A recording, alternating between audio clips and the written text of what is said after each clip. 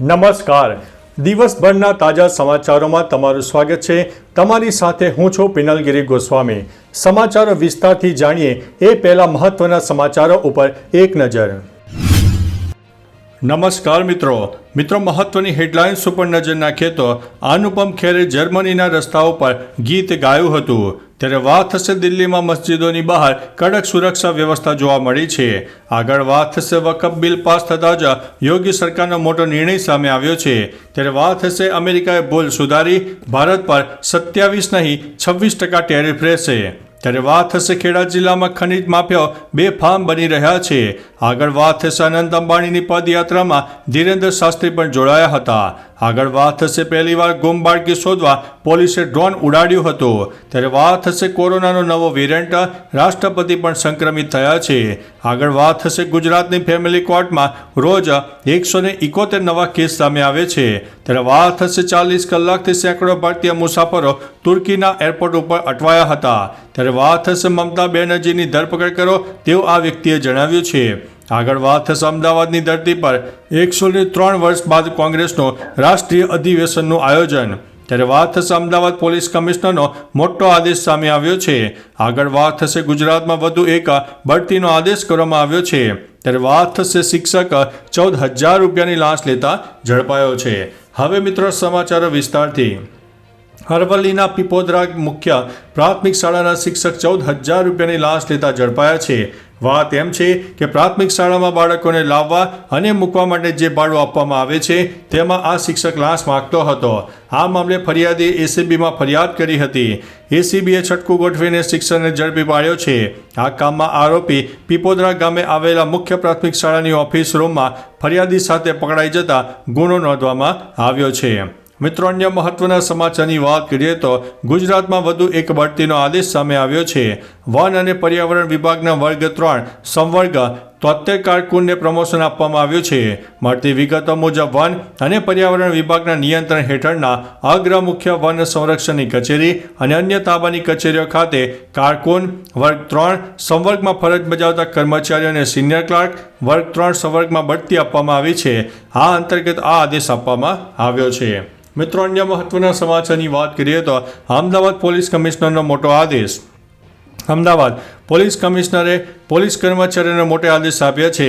અમદાવાદના પોલીસ સ્ટેશનમાં હવે મુલાકાતીઓને સમય વધારી દેવામાં આવ્યો છે. પીઆઈ અને અન્ય અધિકારીઓને હવે બપોરે 12 થી 2 વાગ્યા વચ્ચે પણ મુલાકાતીઓને મળવાનું રહેશે. પીઆઈએ રાત્રે 9 થી 12 વાગ્યા સુધી પોલીસ સ્ટેશનમાં હાજર રહેવાનું રહેશે. પીઆઈ રાત્રે 12 વાગ્યા સુધી પોલીસ સ્ટેશન છોડી શકશે નહીં. આવા અન્ય આદેશ પણ જારી કરાયા છે. મિત્રો, અન્ય મહત્વના સમાચારની વાત કરીએ તો અમદાવાદની ધરતી પર 103 વર્ષ બાદ કોંગ્રેસનું રાષ્ટ્રીય અધિવેશન. અમદાવાદની ધરતી પર 103 વર્ષ બાદ કોંગ્રેસનું રાષ્ટ્રીય અધિવેશન જોવા મળી રહ્યું છે. આ ઐતિહાસિક અધિવેશન અમદાવાદમાં સાબરમતીના તટે જોવા મળ્યું છે. કોંગ્રેસનું રાષ્ટ્રીય અધિવેશન અમદાવાદમાં ત્રીજી વખત યોજાઈ રહ્યું છે. અત્યાર સુધીમાં ગુજરાત રાજ્યમાં કુલ 5 વખત રાષ્ટ્રીય કોંગ્રેસનું અધિવેશન મળ્યું છે. 18મું વર્ષ 1902 અમદાવાદ ખાતે સુરેન્દ્રનાથ બેનર્જીના અધ્યક્ષ સ્થાને અધિવેશન મળ્યું હતું. મિત્રો, અન્ય મહત્વના સમાચારની વાત કરીએ તો મમતા બેનર્જીની ધરપકડ કરો. પશ્ચિમ બંગાળમાં રાજકીય બબાલ ચાલી રહી છે કેમ કે અહીં 26,000 શિક્ષકોની ભરતી રદ થઈ ગઈ છે. આ મુદ્દે ભાજપે સીએમ મમતા બેનર્જીના રાજીનામા અને ધરપકડની માંગ કરી છે. એક ફોટોગ્રાફ બતાવતા સંબિત પાત્રાએ રાજ્યના ભૂતપૂર્વ શિક્ષણ મંત્રી પાર્થ ચેટર્જી સાથે મમતાજીની મિત્રતાનો ઉલ્લેખ કર્યો, જેમને શિક્ષક ભરતી કૌભાંડમાં જેલ થઈ છે. સંબંધિતે કહ્યું છે કે પાર્થે ગુપ્તચર એજન્સી સમક્ષ મમતાના નજીકના સંબંધી હોવાનો દાવો કર્યો છે. મિત્રો, અન્ય મહત્વના સમાચારની વાત કરીએ તો 40 કલાકથી સેંકડો ભારતીય મુસાફરો તુર્કીના એરપોર્ટ ઉપર અટવાયા છે. સેંકડો ભારતીય મુસાફરો સહિત મોટી સંખ્યામાં પ્રવાસીઓ તુર્કીના એક વિમાન મથકે ફસાઈ ગયેલા છે. તેમને પરત લાવવા માટેના પ્રયાસો કરવામાં આવી રહ્યા છે, પરંતુ હજુ સુધી કોઈ નક્કર પગલાં લેવાયા નથી. લંડન મુંબઈ વર્જિન એટલાન્ટિક ફ્લાઇટમાં સવાર 250થી વધુ મુસાફરો મુશ્કેલીનો સામનો કરી રહ્યા છે. તેઓ 40 કલાકથી વધુ સમયથી તુર્કીના દિયારબકર એરપોર્ટ ઉપર ફસાયેલા છે. મિત્રો, અન્ય મહત્વના સમાચારની વાત કરીએ તો ગુજરાતની ફેમિલી કોર્ટમાં 171 નવા કેસ આવી રહ્યા છે. ગુજરાતમાં દાંપત્ય જીવનમાં તણાવ અને વિવાદ કેસોને ચિંતાજનક આંકડો સામે આવ્યો છે. 2024માં રાજ્યની ફેમિલી કોર્ટમાં 62,146 નવા કેસ નોંધાયા છે, એટલે કે દરરોજ 171 કેસ આવી રહ્યા છે. 2023ની સરખામણીએ આમાં બમણો વધારો પણ થયો છે. હાલમાં 108 ફેમિલી કોર્ટ કાર્યરત છે અને 53,077 કેસો હજુ પણ પેન્ડિંગ છે. સમગ્ર દેશમાં સૌથી વધુ કેસમાં ઉત્તર પ્રદેશ, પંજાબ અને કેરળ બાદ ગુજરાત ચોથા સ્થાને આવ્યું છે. મિત્રો, અન્ય મહત્વના સમાચારની વાત કરીએ તો કોરોનાનો નવો વેરિયન્ટ, રાષ્ટ્રપતિ પણ સંક્રમિત થયા છે. કોરોના વાયરસનો નવો વેરિયન્ટ LP8.1એ ફરી એકવાર તણાવ વધાર્યો છે. આ વેરિયન્ટ પાકિસ્તાન પહોંચી ગયો છે, જેના કારણે પાકિસ્તાની રાષ્ટ્રપતિ આસિફ અલી ઝરદારીને ચેપ લાગ્યો છે. તેમને અલગ રાખવામાં આવ્યા છે. ઓસ્ટ્રેલિયાએ LP8.1 ઝડપથી વધી રહ્યું છે. યુનાઇટેડ કિંગડમના કેટલાક શહેરોમાં પણ કેસ નોંધાયા છે. જોકે પ્રારંભિક અહેવાલો સૂચવે છે કે LP8.1ના લક્ષણો અન્ય સબ વેરિયન્ટ કરતાં વધુ ગંભીર નથી. મિત્રો, અન્ય મહત્વના સમાચારની વાત કરીએ તો પહેલીવાર ગુમ બાળકી શોધવા પોલીસે ડ્રોન ઉડાડ્યું. સુરતમાં પહેલીવાર ગુમ થયેલી બાળકીને શોધવા પોલીસે ડ્રોનનો ઉપયોગ કર્યો. ઉધના વિસ્તારની 8 વર્ષની બાળકી ભણવાની વાતે નારાજ થઈને ઘર છોડીને નીકળી ગઈ.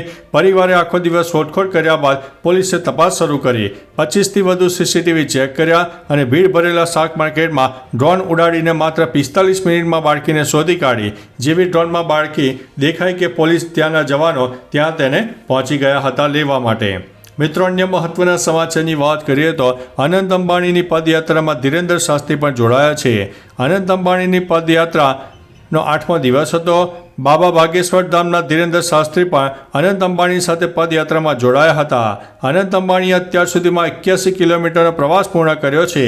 ધીરેન્દ્ર શાસ્ત્રીએ કહ્યું છે કે આ ભક્તિ અને શક્તિની યાત્રા છે. કોઈ પણ ગમે તેટલો મોટો થાય પણ જમીનથી જોડાયેલા રહેવું જરૂરી છે. ધીરેન્દ્ર શાસ્ત્રી ખુદ ઉગાડા પગે પદયાત્રામાં જોડાયા હતા. મિત્રો, અન્ય મહત્વના સમાચારની વાત કરીએ તો ખેડા જિલ્લામાં ખનીજ માફિયા બન્યા છે બેફામ. ખેડા જિલ્લાના રડુ ગામે બેફામ બનેલા માફિયાઓ દ્વારા નદીમાં બ્રિજ બનાવવામાં આવ્યો હતો, જેમાં વાત્રક નદીનું વહેણ રોકીને ગેરકાયદેસર બ્રિજ બનાવીને નદીનું વહેણ રોકવામાં આવ્યું હતું. નદીનું વહેણ રોકીને ખનન કરવામાં આવતું હતું, જેમાં હજારો મેટ્રિક ટન માટી ખનન કરી લીધા બાદ તંત્રને બ્રિજની જાણ થઈ હતી. ખાણ ખનીજ વિભાગની જાણ હોવા છતાં કોઈ કાર્યવાહી કરવામાં આવી ન હતી.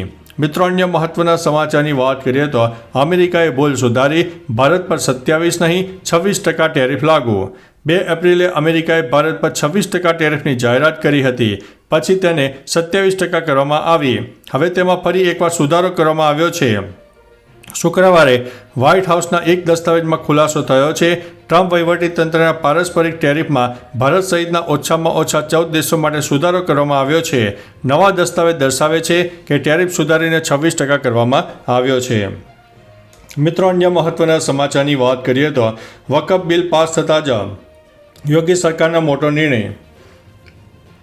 વકફ એમ્બેડ બિલ પાસ થતાની સાથે યોગી સરકારે વકફ બોર્ડ દ્વારા ગેરકાયદેસર જાહેર કરેલી મિલકતો સામે કડક વલણ અપનાવવાનું શરૂ કર્યું. સરકારે તમામ જિલ્લા મેજિસ્ટ્રેટ્સને એવી વકફ મિલકતોને ઓળખવા માટે ઝુંબેશ ચલાવવા સૂચના આપી જેની રેવન્યુ રેકોર્ડમાં નોંધ નથી અને જે નિયમો વિરુદ્ધ વકફ તરીકે જાહેર કરવામાં આવી છે. આ મિલકતોની ઓળખ કરીને વધુ જપ્તીની કાર્યવાહી હાથ ધરવામાં આવશે. મિત્રો, અન્ય મહત્વના સમાચારની વાત કરીએ તો દિલ્હીમાં મસ્જિદોની બહાર કડક સુરક્ષા વ્યવસ્થા. વકફ સુધારા બિલના સંસદના બંને ગૃહોમાં પસાર થઈ ગયું. હવે વિરોધ પ્રદર્શન અને વાતાવરણ બગાડવાની શક્યતાને ધ્યાનમાં રાખીને સુરક્ષા કડક કરવામાં આવી છે. દિલ્હીના જામિયા વિસ્તારમાં ભારે સુરક્ષા ગોઠવવામાં આવી. કેટલાક સંગઠનો અને લોકો વકફ બિલ અંગે કહ્યું હતું કે જામિયામાં અગાઉ થયેલા વિરોધ પ્રદર્શનો જેવા વિરોધ પ્રદર્શનનું પુનરાવર્તન થશે. મસ્જિદો બહાર પણ પોલીસ ગોઠવાઈ ગઈ હતી. મિત્રો, અન્ય મહત્વના સમાચારની વાત કરીએ તો અનુપમ ખેરે જર્મનીના રસ્તાઓ પર ગીત ગાયો. અનુપમ ખેરનો એક વિડીયો સોશિયલ મીડિયામાં વાયરલ થયો, જેમાં તેઓ જર્મનીના મુનિખના રસ્તાઓ પર ગીત ગાતા જોવા મળ્યા. ઇન્સ્ટાગ્રામ ઉપર વિડીયો શેર કરતા અનુપમ ખેરે લખ્યું કે મ્યુનિખમાં એક મજેદાર મુલાકાત હતી. મેં જર્મનીના મ્યુનિખમાં એક સ્ટ્રીટ પરફોર્મરને પૂછ્યું કે શું ગાઈ શકું. તેને લાગ્યું કે હું કોઈ ગાયક છું, તેથી તેણે ગાવા દીધું. મેં ગાયું ત્યારે તેને લાગ્યું કે ખૂબ જ અવાજ જોરદાર છે. તો ચાલો મિત્રો, ફરીથી દેશ અને દુનિયાના સુપરફાસ્ટ સમાચાર લઈને મળતા રહીશું. ત્યાં સુધી અમને રજા આપશો. નમસ્તે.